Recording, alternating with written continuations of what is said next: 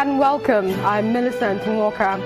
Tonight, staying together, working together, building this nation together is the only viable way to go. Elder statesmen from southern Nigeria gather in Lagos, agree to stay together in one united country, also dismiss clamour for secession. The government of France raises hope for Nigeria's oil and gas sector to spend €1 billion in the country. Trade unionists in the ECOWAS sub-region are asking member states to support the campaign for a just tax system. And Chatham House warns of threat to world food security. Warning comes due to unforeseen crisis or climate change. And in business news tonight, Economist proposes collaboration between federal and state governments to improve road infrastructure in Nigeria. On sports news tonight, Super Eagles striker Henry Onyekuru set to join Everton after the Premier League club agree a £7 million deal. And from Abuja, teachers' union leaders in Adamawa State clamour for a separate salary scale, also demand payment of salary arrears from the government.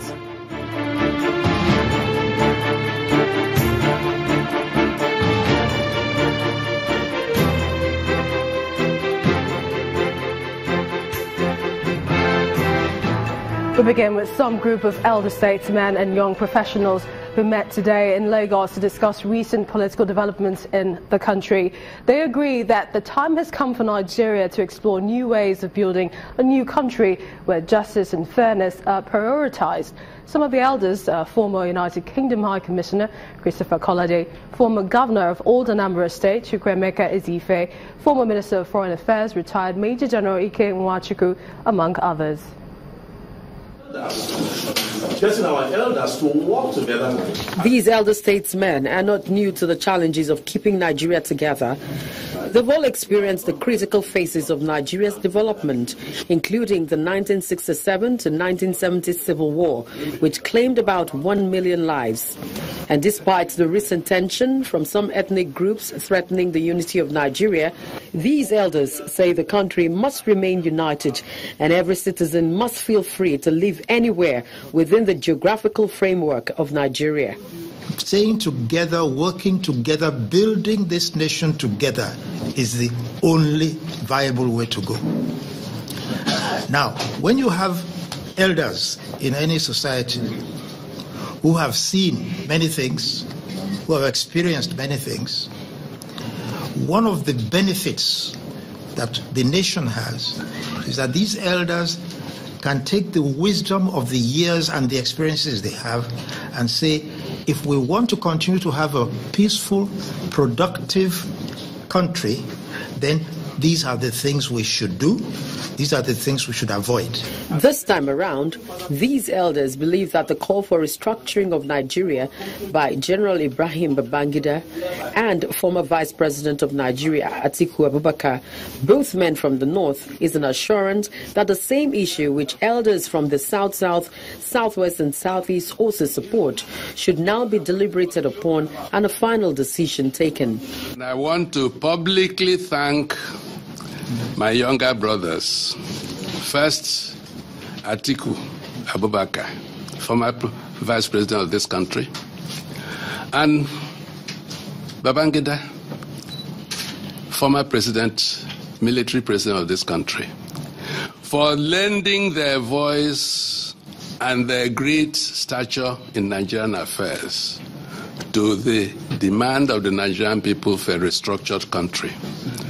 And because such heavy northern voices and Nigerian voices have added to it, we can be sure that half the battle is fought, and that sooner or later the dreams of our people, particularly of our young people, will be met.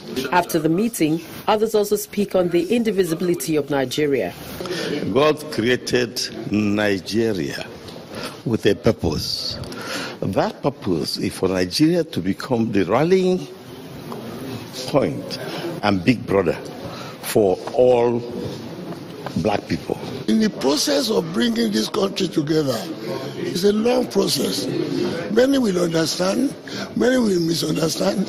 Like the statement we are talking about Chief Law, a lot of people misunderstood Chief Law. A lot of people understood him.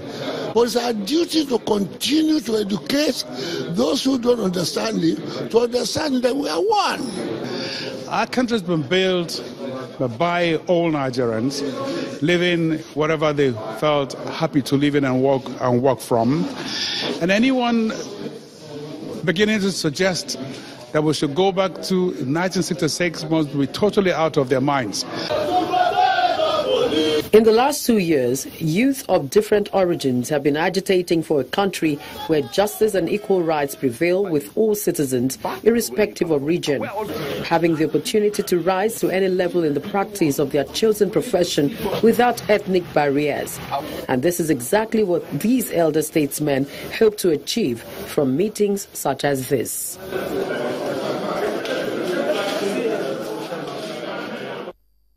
And if you ask any Nigerian today about what they think is most paramount in our national life, they perhaps will tell you it's the issue of restructuring the country.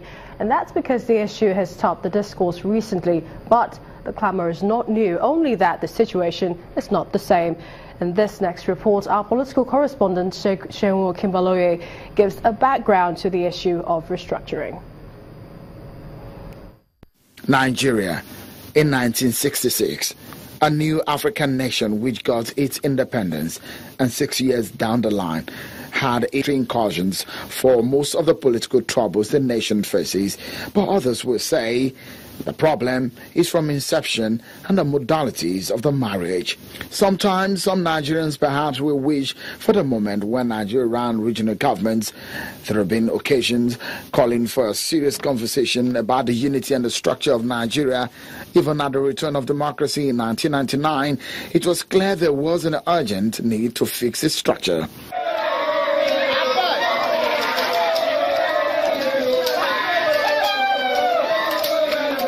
Agitations are now arrive from the different regions of the country.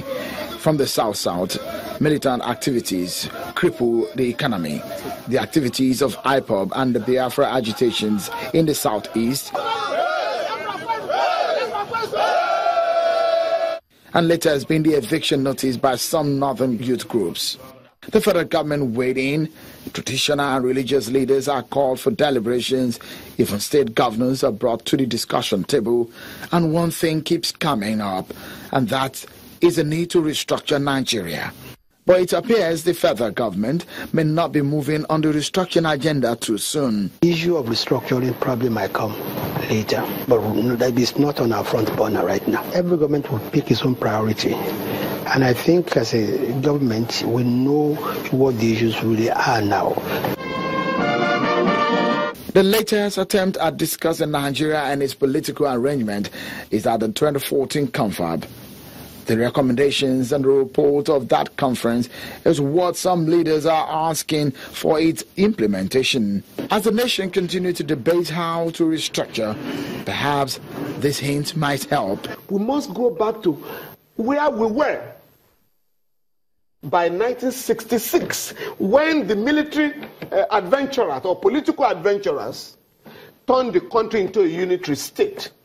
The call is mounting by the day. It may not end anytime soon until something tangible is done, and perhaps urgently too, to avert any major future crises. Seun Kimbaloye, reporting for Channels Television. This is the popular. Well, talking on the issue of restructuring is Akin Oyebode. He's a professor of international law and jurisprudence with the University of Lagos. Many thanks for joining us on the News at 10. You're welcome. Now, only yesterday, former head of state General Ibrahim Babangida condemned the spate of hate speeches from different groups in the country calling for restructuring. Today, some southern elders are calling for the same thing. Do you agree that this is a national appeal? Well, I think better late than never for General Babangida to come on board. They were in power for God knows how long, and he has the opportunity to address the existential problems confronting Nigeria. I don't think he handled it properly. I think the more elderly Nigerians who are coming on board want to clear the deck before their demise. So I think there's a growing consensus in the country for the need to have a rethink or a fresh look at how we've been cohabiting and then make a leap forward in terms of consolidating the strands of unity. Do you think our past mistakes are the problem with the present? Well, the Nigerian issue is so complex. You know, Achebe said it was just leadership. And I think Chino Achebe was right to a large extent. Chief Awolowo, who was one of the leading lights of federalism way back in 1947, declared that Nigeria was a geographical expression. We are not a nation like you have in Europe. So we are an artifice created by British imperialism. But nation building really is never a finished business. It's a work in progress. So we've had calls, strident calls for a sovereign national conference way back to the time of Alao Akabashorun. I was part of that. We were to hold a meeting in 1991 at the National Theatre. But the same General Babangida who sent his goons to disrupt that attempt at discussing whether we need to take a fresh look at the modalities of our cohabitation. And also we had many calls for a sovereign national conference in the sense that whatever is decided at that conference will not be tampered with by the powers that were then. In the event, we ended up with a conference in Abuja for a few months, which was not sovereign. The 2014 conference. That's correct. That's correct. And many of the actors today who are revisiting the issue were also members of the confab. Especially, I saw the footage of the meeting today. These are faces that graced at the national conference. That's why some of us were really appalled by the attitude of the Buhari government when it came to power, that it was not going to have anything to do with that conference. I remember the acting president also said that the restructuring was not an issue on the agenda. Now I think the chickens have come home to roost, and everybody is now saying that is the only panacea for the problems confronting Nigeria. In your opinion, do you think Nigeria's interests have always clashed with the interests of its leaders? Well, I don't know. I think this is a class matter. The people, the ordinary people, want a better Nigeria. But the ruling class, so to speak, they are wedded to the status quo. They don't want any change. I remember at the confab, when I raised the issue of Nigeria being a lopsided federal setup. I call it a caricature. And some people were trying to shout me down. I said we needed to discard the Abdul Salam Constitution, the Decree 24 of 1999, which many people still call the Constitution of Nigeria, which is a constitution that told a lie against itself. There was no time when Nigerians gathered together to adopt that constitution. So like Bola Ige said in his lifetime, that there are two issues that the national conference or national discourse should address. One, do we want to live together? And if so, how? Those are the two issues. I wish we had more time. Many thanks, Professor Akinyobade, for coming on the News at 10 tonight. No problem. In part two, after the break, Kogi State Governor Yahaya Bello holds special session with Muslims in Lokoja, also prays for quick recovery for President Muhammadu Buhari. Stay with us.